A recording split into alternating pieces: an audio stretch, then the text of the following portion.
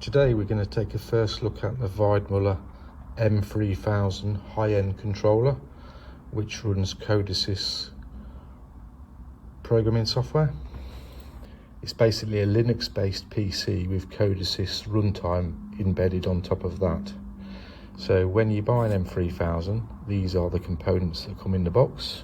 An end plate to seal it off, and another end plate at the other end which covers over the live connections like that. And then when you flip down these little covers, protectors, they lock it onto the rail. So it's quite a bit bigger than the WL2000, the older controller. That's because it's got a more advanced processor and more memory on board. The differences are, under here you've got a service port called X1, and under there you have a micro SD card slot, which can be used for data logging and also to restore the controller. And you've also got a USB-C connector, which is for plugging in your USB cable to interrogate the device's web server. So on the WL2000 it's a micro USB. On this controller we've upgraded to USB-C, which is more rugged. You've also got two USB-A ports, which are really for future expansion. I'm sure they'll be used for data logging and possibly connecting uSense Bluetooth dongle. You also have two Ethernet ports, X4, X5. They're independent, and notice they've got individual MAC addresses. I would recommend X4 would normally be used for your public internet connection, because if you want to make use of IoT features, you really need a permanent public internet connection. And the X4 connector could be used for your local network. For example, if you're using EtherCAT, you should always use port X5 anyway, because it's optimized for EtherCAT. But if you prefer, you could use Ethernet IP, Modbus TCP, Profinet, or even OPC UA. So there are several options available to you. That's why you have these little indicators here. So EtherCAT, Profinet, Ethernet IP. Okay, there's the part number of the product or order number, and there is the description. There's a QR code there. You should be able to scan and get access to the web page about the product. I'll just close that flap door down. Let's show you the top of the unit. Okay, so here under this little thing, I haven't got a screwdriver with me, but there is a battery, and the battery does come pre-installed. It's a CR2032, exactly the same as you'd have in a normal desktop PC. If you look at this side, take that end plate off, you have two connectors on the side. The top connector here is where you put 24 volt DC to supply the internal processor and to supply 24 volt DC power for your input cards. And the bottom connector is where you will supply 24 volt DC to supply your output modules. Obviously you can just daisy chain the two together, just put a link across from the blue 0 volt to the blue 0 volt and the red plus 24 to the red plus 24. But the advantage of having them separately is you may want the outputs through a safety relay, so you can literally kill off all the outputs by dropping off that terminal block supply. Okay, so going back to that side again, it's probably worth taking a photograph of this when you receive your product. But here you've got the part number, and you can see HW hardware version. You can see the approvals, but you've got the serial number there and some ATEX approvals as well. Obviously these connections here are the bus connections that carry the Norton 24 volt and the bus signals to the IO expansion cards. The difference between this and the WL2000 is on this side you have this port here, which is for future expansion, and you'll be able to fit modules to the left hand side of the unit, and here the idea is we'll be able to have communications, maybe additional Ethernet ports, some other device on there. But your conventional I/O cards, as you'd use with UR20 remote I/O systems and the older WL2000 controller, just fit here in exactly the same way. You can have up to 64 active modules, as in counter modules, input output, digital and analog. You've also got energy monitoring slices, a CAN open master, an RS232, 222 and 422 and 485 serial comms module, which you could use for example, Modbus comms to control devices on. Use this as a Modbus master to control Modbus slaves, like maybe variable speed drives, soft starts, for example. So I think that's enough of showing you the unit. The one thing I will say is that having tested this, the power LED, it's worth noting that the power LED is not a true representation of power. What happens is when you power up the unit, you will see little green LEDs light here to show you've got 24 volt available on that connector and that connector. And the power LED comes on after the unit has powered up. So it goes through like a self-check. If there's firmware on board and the firmware is running, the power light goes green. You will notice when you first power the unit that the system light flashes momentarily on power up.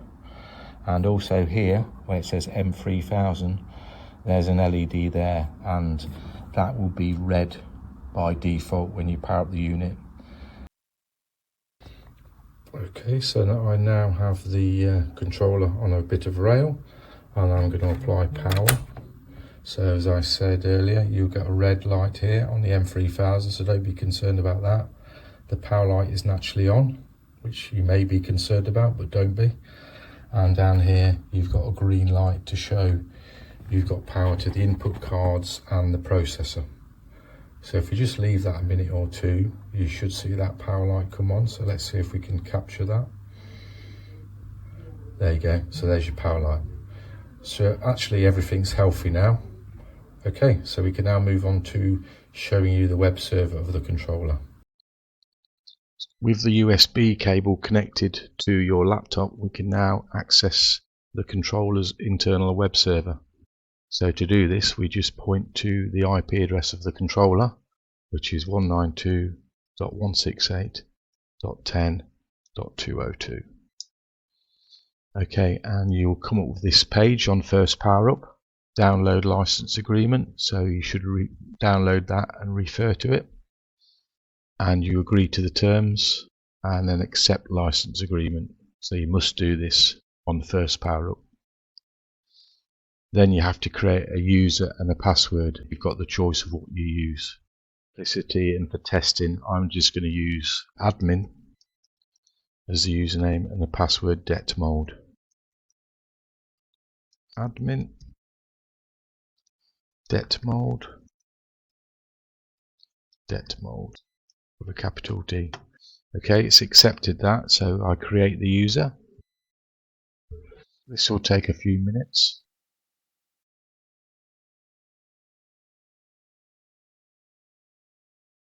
Okay, so that's the landing page for the controller. Welcome to UOS. So we're going to log in using those credentials we just created. So obviously you don't need to use the same as me, use what you want to use. And there we have view of the product and some basic information. So the device has, the M3000 has 2 Ethernet ports, X4, X5 and a USB port, which I'm connected to at the moment. That's why it's highlighted as green. So all ports with a physical connection connected to something will show a green light if they're active. So obviously the order number is the 10-digit number, and then the type description or product name, and serial number and the UOS version. Personally, I would think it's a good idea to take a screenshot of that for your record, your technical file, so you've got the serial number and the UOS version. Then you can go into the UOS control center and see a bit more information. So you can see how much internal flash is available, how much RAM is available, and you've got then access to these various fields. Go into network and internet and configure these ports to suit your needs. You need to connect to the controller to the public internet so it can access the apps portal. So I'm going to configure Ethernet port X4, which is the leftmost port on the controller, to an address on my local area network. So I'll edit, and I want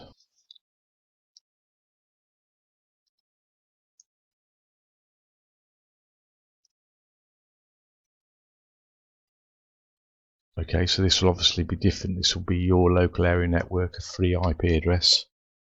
Remember to put the right subnet mask and put the right gateway address so it can access the public internet.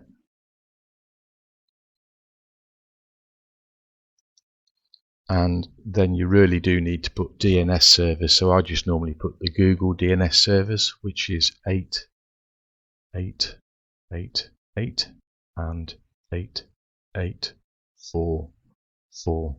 You can just go onto Google and Google Google's DNS server addresses, and that's what you'll get. You can put up to 3. 2 should be more than adequate. So I can apply that now. And you'll notice at the minute it still says disconnected because I don't physically have a cable plugged in. So the next stage is if I plug an Ethernet cable in. So let me do that now. Okay, so just plugging in the Ethernet cable. Let's see how long that takes to respond. Logged me out. Log back in.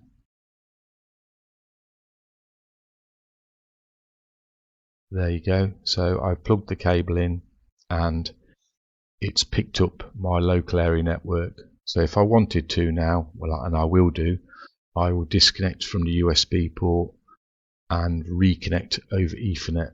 In other words, go to the browser and just type in your unique IP address you've configured.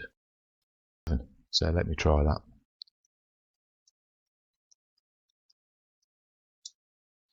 Ignore these warnings for now, just go to advanced, proceed to that IP address, log in as before, admin set mode, in my case, make a note of your credentials, and there we are. So we're logged in now, so we're ready to actually look at some of the other features of the controller. We go back into the UOS control center and you've got all these options, and if we now go to apps, app manager, and you'll see by default there's absolutely no apps installed on a controller. You've got total control over what you want. So if you go to install apps, it's now loading the app hub. Just to explain again, the app hub is a Weidmuller repository of apps, and you have to have public internet access to access the app hub, and it's connected to the controller to the my local area network. This takes a minute or two to load. Okay, so you can now see various apps. The most useful ones, or personally in my opinion, would be a bit lower down the list. So not familiar with these, so I'm not going to talk about those at this point. Let's just keep scrolling down. So the Weidmuller IIoT connector is used to connect to the Easy Connect service, and with Easy Connect you can connect to the controller remotely and access telemetry data and then visualize it or log it into the Weidmuller cloud service. I have got other videos. I've got a playlist on Easy Connect if you want to look at that. Then you can install a file browser. Flex is one I've not looked at, and then you've got Node-RED Bridge and Node-RED, and then you've got some other apps. So Portainer is basically access to Docker, but it's a more user-friendly environment than basic Docker. And then you've also got Weidmuller Procon Connect, and Procon Web embedded systems. So again, I've got videos on installing Procon Web. I'm not going to go through that. So you can see there's quite a lot of apps here. Telemetry app is used sort of hand in hand with the Weidmuller IoT connector for getting the telemetry into the cloud. And U-Link remote access is very useful if you literally want to access the device remotely and monitor, edit the program. Where the telemetry app and the IoT connector is for sending data to the cloud, the remote access app allows you to get into the product and edit the program in code assist, edit Node-RED program, basically work on your project. So that's the difference between the telemetry app. You can access the controller remotely, securely, and modify your program. So I think at the moment I'm going to install Node-RED. You've got some conditions here, you should just read that, accept it, and go next to import it.